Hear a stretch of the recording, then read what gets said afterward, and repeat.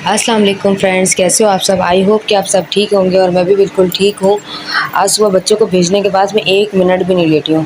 अलमारी कल मैंने देखा इतनी गंदी हो रही थी, गंदी क्या मतलब सामान सब आगे पीछे हो रखा था और लॉकर में मेरे इतना गंद था। ये देख रहे हैं आप सारा, ये पूरा एरिया पूरा कचरे से भरा हुआ था। पता नहीं क्या क्या पेपर्स, पर्चियाँ, बिल्स, पता नहीं क्या क्या, बैंक की कुछ पर्चियाँ थी, पता नहीं क्या क्या, एनवलप्स सब थे। और ऊपर भी सारा मैस मैस हो रहा था, सारा फैला हुआ था। सारी मेरी चीज़ें हैं इस्तेमाल की, जो भी हैं, सन ब्लॉक हैं, ऑयल्स हैं जो मैं सर पर लगाती हूँ, फेस वॉश है, स्किन केयर है और ये कॉफ़ी है। क्योंकि अभी गर्मी थी तो इतना पी नहीं रहे थे, पीते तो वहाँ पे बच्चे फेंक देते हैं, ज़ाया करते थे, इसलिए मैंने इसको अंदर रखा हुआ है। काफ़ी सारी चीज़ें हैं, मेरे हेयर ड्रायर, स्ट्रेटनर वगैरह सब है, रोलर नीचे रखा हुआ है। ये सेट करा, मेरे कपड़े मेरे इस पोर्शन में थे, मैंने कपड़े इस पोर्शन में कर दिए हैं। और इसमें मैंने ये स्टिचिंग का सामान है, कुछ नए कपड़े हैं, इस तरीके से इसको कुछ सेट करा है। अलमारी को, ये बच्चों के ग्लासेस हैं, ये मेरे ग्लासेस हैं, तो इनकी ये जगह बनानी है। ये बच्चों के कपड़े जो आज बच्चे भी सुबह उतार के गए हैं, ये नाइट सूट है समत का, बस इसी में लगी हुई थी बिल्कुल। असल में मेरे हस्बैंड ने करा है कार्गो और उसको रखने के लिए, सेटिंग करने के लिए, सामान रखने के लिए जगह चाहिए, स्पेस चाहिए।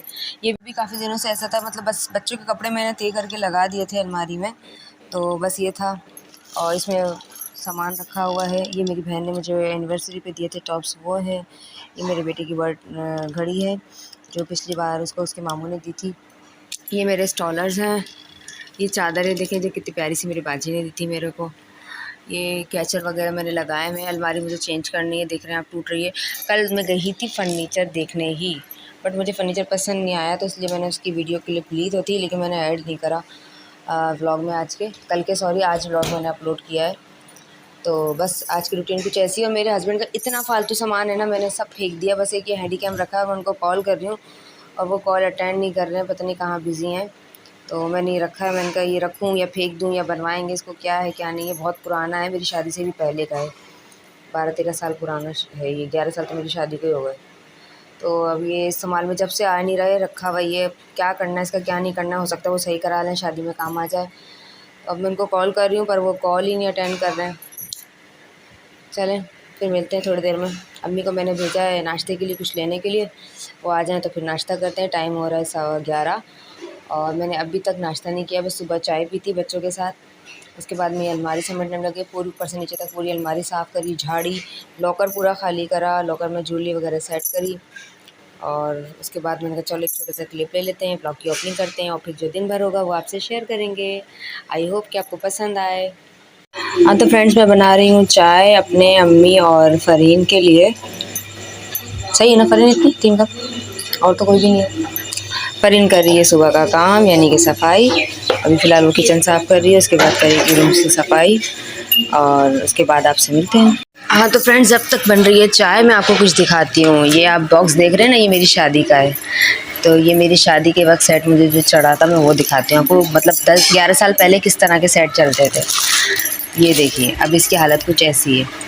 अच्छा, ये अभी मुझे पता है देख के कुछ याद आ रहा है, वो दीपिका पाटिकोल की एक फ़िल्म है ना, अब वो याद नहीं आ रहा मुझे, नाम याद आएगा तो बताऊँगी आपको। ये सेट मुझे सेम टू सेम उसके जैसा लग रहा है अभी इस वक्त, मुझे याद आया। तो ये था, और ये मुझे गिफ्ट आया था उसी टाइम पे ही शादी में, पता नहीं किसने गिफ्ट दिया था, मुझे याद भी नहीं। जब से ये पैक का पैक ही रखा कि मुझे इतने भरे भरे सेट पसंद नहीं है। और मेरी शादी के कोई 1.5 साल बाद ही मेरे जेठ की शादी हुई थी, जो मतलब मेरी कज़न से हुई थी, मेरी खाला की बेटी से।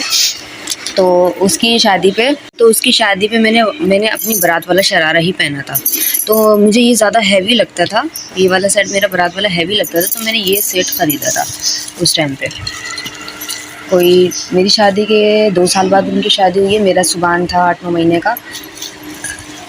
हाँ, 1.5 साल बाद शादी हुई है, क्योंकि मेरा सुबान मेरी शादी कोई 1 साल 1 महीने बाद हुआ है। मेरी सितंबर में वो शादी आती है और उसकी अक्टूबर में बर्थडे आती है।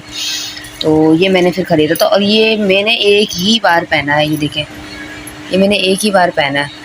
मैं कह रही हूँ अम्मी को ये किसी को दे दें, और अम्मी का दिल दुख रहा है। अम्मी कह रही है नहीं नहीं रखो, ये किसी काम आ जाएगा। ये मैंने अपनी फ्रेंड को पहनने के लिए दिया था एक दफ़ा, तो उन्होंने इसकी कड़ी तोड़ के दे दी थी मुझे। तो जब से मेरा दिल ख़राब हो गया था, मैंने कहा मैंने एक ही बार ही पहना था, तो उसके बाद से मैंने निकाला ही नहीं। आज जब मैंने लॉकर खोला तो ये सारी चीज़ें निकली, तो बहुत सारी चीज़ें निकली और भी, तो काफ़ी तो मैंने फेंक दी।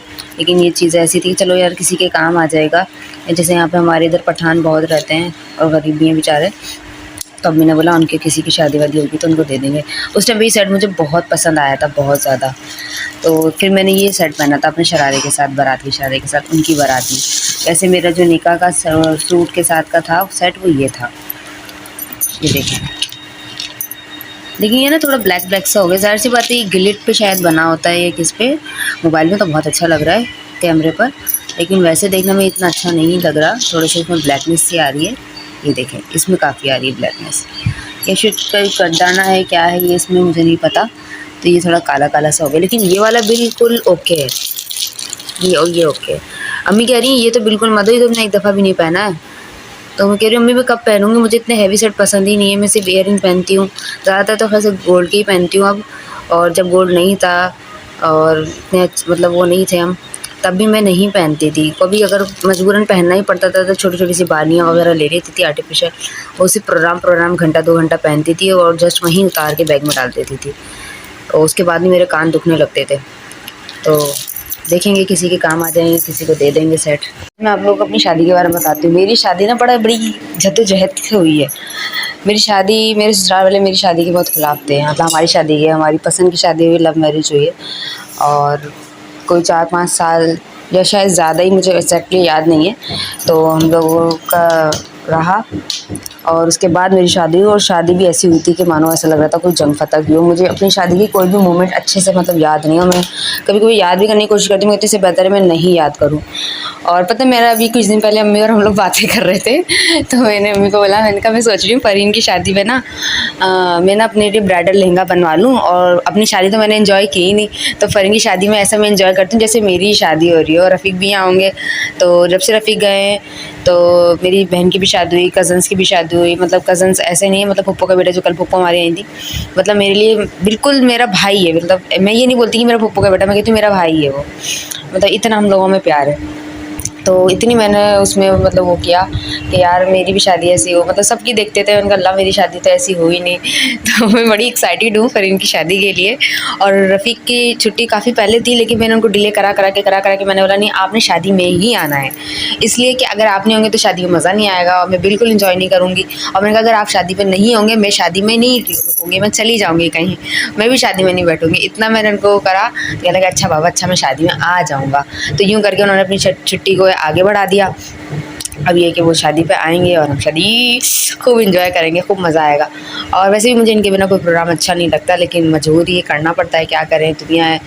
और वक्त ऐसा है कि पाकिस्तान में तो बिल्कुल भी मतलब जॉब वगैरह नहीं है, जिस तरीके की परेशानी चल रही है, बेरोज़गारी चल रही है और जिस तरह मसले मसाइल चल रहे हैं, तो अभी जहाँ हैं वो अल्लाह ताला उनको कामयाब करे, खुश रखे।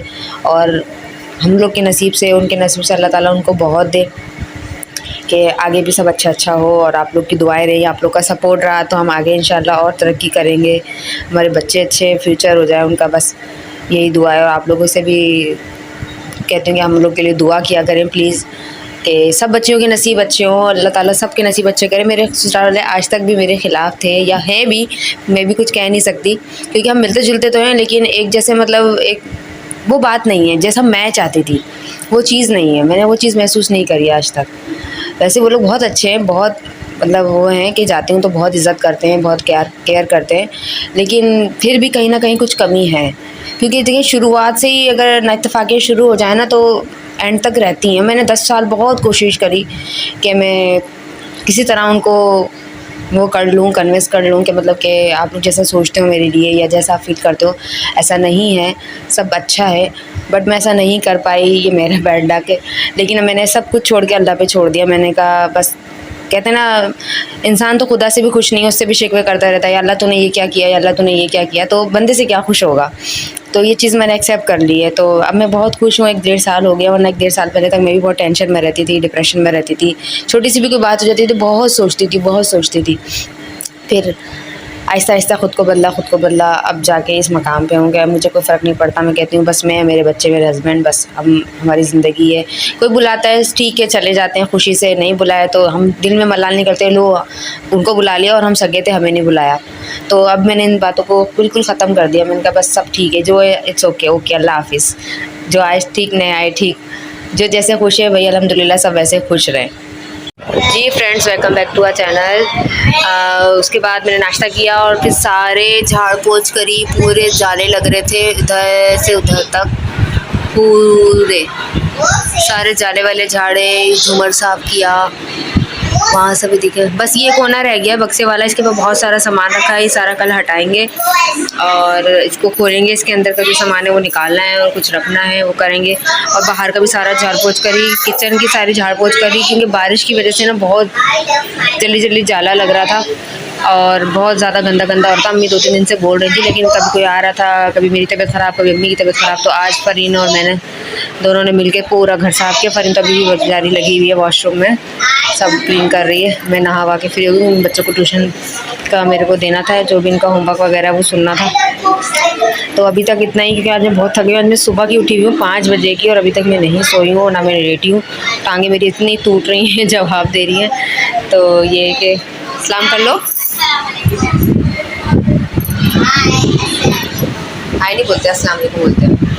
तो बस आज के लिए इतना ही। उम्मीद करती हूँ ब्लॉग आपको पसंद आएगा। आज वैसे कुछ खास है नहीं ब्लॉग के अंदर, बस मैंने आज बातें बहुत ज़्यादा करी हैं। तो दुआ में याद रखिएगा, अपना बहुत सारा ख्याल रखिएगा। मिलते हैं कल के ब्लॉग में, तब तक के लिए अल्लाह हाफिज़।